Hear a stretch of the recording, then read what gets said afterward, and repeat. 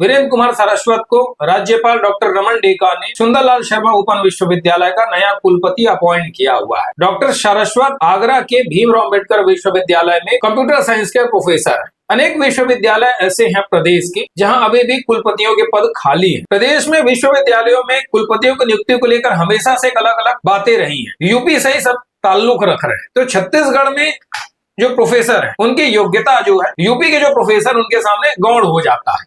हम विश्वविद्यालय के चयन प्रक्रियाओं पे सवाल नहीं उठा रहे, सवाल उन योग्यताओं को लेकर उठा रहे हैं। क्या छत्तीसगढ़ में कोई ऐसा योग्य प्रोफेसर नहीं है जिनको कुलपति बनाया जा सके?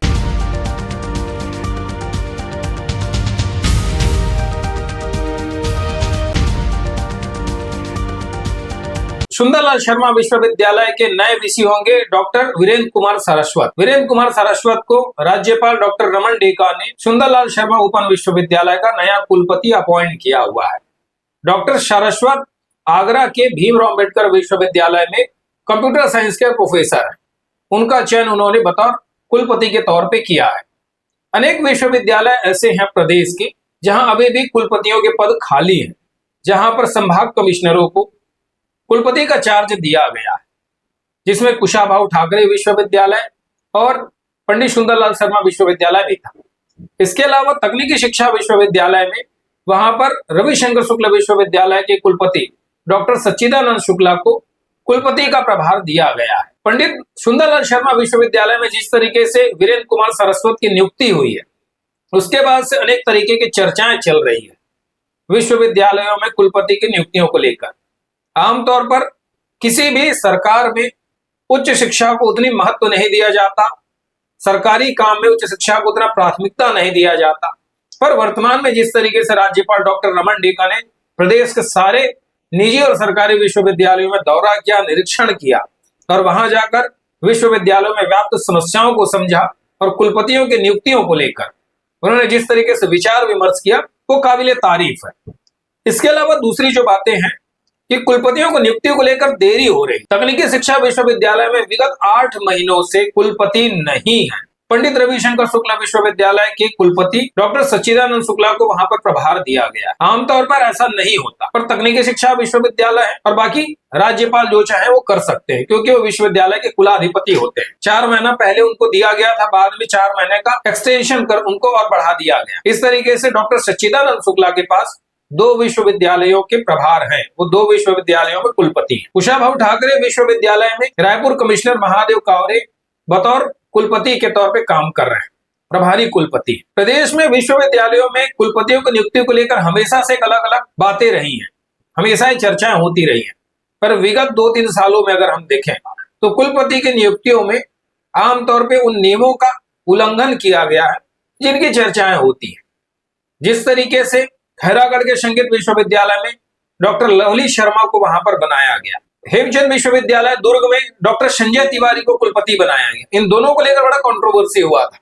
लवली शर्मा पूर्व में विवादित रही है, अनेक प्रकार के भ्रष्टाचार के आचरण में वो लिप्त रही है। जब बीजेपी की सरकार में, बीजेपी शासित छत्तीसगढ़ में राज्यपाल ने उनका चयन बतौर कुलपति के तौर पर किया तो अखिल भारतीय पदाधिकारियों ने उनका विरोध किया। एबीवीपी के पदाधिकारियों ने धरना तक दिया कि उनके आचरण को लेकर कि वो किस तरीके से भ्रष्ट आचरण करती है। पहले भी कई गंभीर अपराधों में, आर्थिक अनियमितताओं में शामिल रही। उनको उन्होंने संगीत विश्वविद्यालय में कुलपति बना दिया। दुर्ग के शहीद हेमचंद विश्वविद्यालय में डॉक्टर संजय तिवारी को कुलपति का चार्ज दिया गया है। डॉक्टर संजय तिवारी वर्तमान में भोज मुक्त विश्वविद्यालय मध्य प्रदेश में कुलपति है। जो एक कुलपति है उनका कार्यकाल अब 1 साल का बचा हुआ है, उसके बाद भी उनको दुर्ग के शहीद हेमचंद विश्वविद्यालय में उनको कुलपति बनाया गया है। अब जब बातें आ रही है डॉक्टर सारस्वत की, वीरेंद्र कुमार सारस्वत की, ये भी भीमराव अंबेडकर विश्वविद्यालय आगरा में पदस्थ रहे। आगरा से अब एक देखा जाए विश्वविद्यालयों की नियुक्ति को लेकर तो प्रदेश में एक विशेष लॉबी काम कर रही ऐसा दिखता है। जितने भी विश्वविद्यालय में है अधिकांश में यूपी से ही सब ताल्लुक रख रहे हैं। अगर देखें सच्चिदानंद शुक्ला, वीरेंद्र कुमार सारस्वत, लवली शर्मा और बस्तर के शहीद महेंद्र कर्मा विश्वविद्यालय के मनोज श्रीवास्तव, सबका सीधा संबंध उत्तर प्रदेश से है। मनोज श्रीवास्तव, वीरेंद्र कुमार सारस्वत दोनों भीमराव अंबेडकर विश्वविद्यालय आगरा में ही प्रोफेसर है। लवली शर्मा का जो ताल्लुक बताया जाता है वो भी यूपी से है। और सच्चिदानंद शुक्ला तो फैजाबाद से, वहां वो प्रोफेसर रहे। इस तरीके से अगर देखा जाए तो छत्तीसगढ़ में जो प्रोफेसर है उनकी योग्यता जो है यूपी के जो प्रोफेसर उनके सामने गौण हो जाता है। मैं क्षेत्र की बात नहीं कह रहा हूं, पर मैं उस योग्यताओं की बात कर रहा हूं। कुलपति बनाने में उत्तर प्रदेश की जो लॉबी है वो विशेष काम करती हुई दिख रही है। इसके पहले पंडित सुंदरलाल शर्मा विश्वविद्यालय में वंश गोपाल सिंह थे, वो भी उत्तर प्रदेश से बिलोंग करते थे। संत गहिरा विश्वविद्यालय में जो प्रोफेसर थे जिनको धारा 52 लगाकर हटाया गया, वो भी उत्तर प्रदेश से ताल्लुक रखते थे। और अन्य विश्वविद्यालयों को अगर हम स्थिति देख लें तो वहां भी यही स्थिति है। हम विश्वविद्यालय के चयन प्रक्रियाओं पे सवाल नहीं उठा रहे, सवाल उन योग्यताओं को लेकर उठा रहे हैं। क्या छत्तीसगढ़ में कोई ऐसा योग्य प्रोफेसर नहीं है जिनको कुलपति बनाया जा सके? आखिर अलग अलग तरीके से क्यों बातें हो रही? सिर्फ एक ही लॉबी के लोगों का चयन क्यों किया जा रहा? मैं चयन पे सवाल नहीं उठा रहा हूं, मैं सिर्फ उन्हीं बातों पे सवाल उठा रहा हूं। क्या छत्तीसगढ़ में इतने बड़े बड़े विश्वविद्यालय हैं, 15 सरकारी विश्वविद्यालय हैं और 18 निजी विश्वविद्यालय, क्या यहाँ योग्य प्रोफेसर्स की कमी है जिनको कुलपति नहीं बनाया जा सकता? कुलपति के तौर पर उनका चयन नहीं किया जा सकता? हो सकता है वो उन मापदंड में पूरे नहीं उतर रहे हैं, पर ऐसा क्यों कि सिर्फ यूपी के रास्ते से ही यहाँ कुलपति का चयन किया जा रहा है? क्या उत्तर प्रदेश में कोई खास एक वर्ग है जो कुलपति बनाने का काम कर रहा? तकनीकी शिक्षा विश्वविद्यालय में कुलपति नियुक्तियों को लेकर जनवरी 2025 में कमेटी बनाई गई थी। कमेटी ने 4 महीने के बाद अपना रिपोर्ट सौंप दिया था। रिपोर्ट सौंपने के बाद तत्काल में कुलपति का नियुक्ति हो जाना था, पर हुआ नहीं।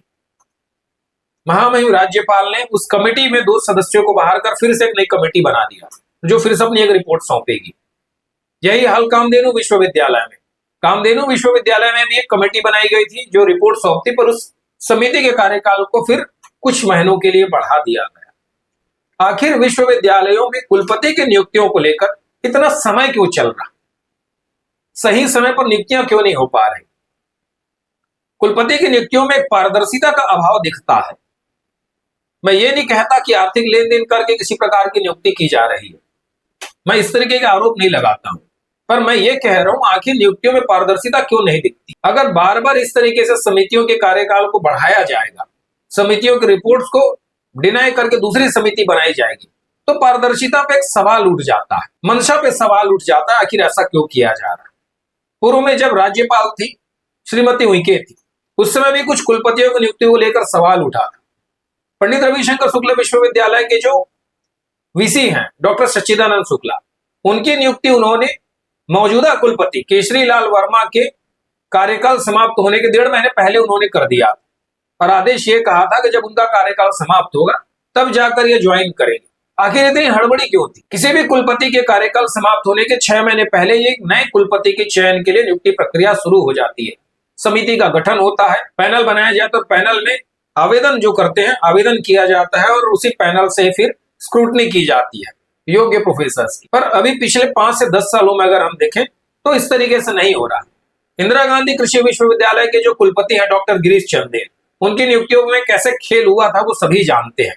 किस तरीके से प्रोफेसरों ने प्रदर्शन किया था, राज्य भवन के गेट में तालाबंदी की स्थिति निर्मित हो गई थी, वो सारे वीडियो सोशल मीडिया में वायरल भी हुए थे।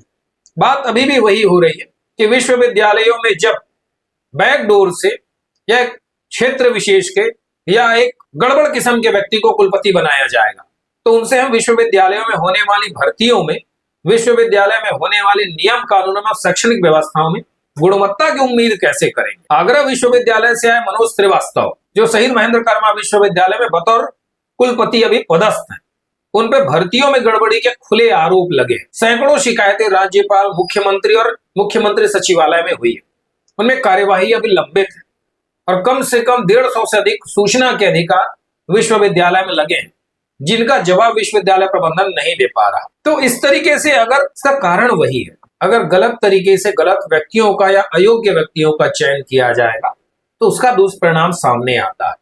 मैं फिर से वही सवाल पे आ जाता हूं जो हमने शुरू में किया, आखिर मापदंड में पारदर्शिता क्यों नहीं बरती जा रही? चयन में पारदर्शिता होनी चाहिए ताकि सूचना का अधिकार लगाने की आवश्यकता ना पड़ जाए। जो हार्टिकल्चर विश्वविद्यालय में जिस व्यक्ति को कुलपति बनाया गया डॉक्टर सक्सेना, उनकी योग्यता को लेकर भी सवाल उठ गया है। कुछ लोगों ने हाई कोर्ट में याचिका तक दाखिल की है कि वो कुलपति के निर्धारित योग्यता को पूरा नहीं करते हैं। आखिर ऐसी परिस्थितियां क्यों हो रही है कि एक विश्वविद्यालय के जिम्मेदार जो शिक्षा का केंद्र है, जहां रिसर्च होना है, वहां पे राजनीति का अखाड़ा बना हुआ है और अयोग्य व्यक्तियों को बैकडोर से कुलपति के पद पे बिठाया जा रहा है। एक सवाल हमेशा रहेगा और ऐसे और भी सवाल हैं जिसके जवाब हम और भी मांगेंगे।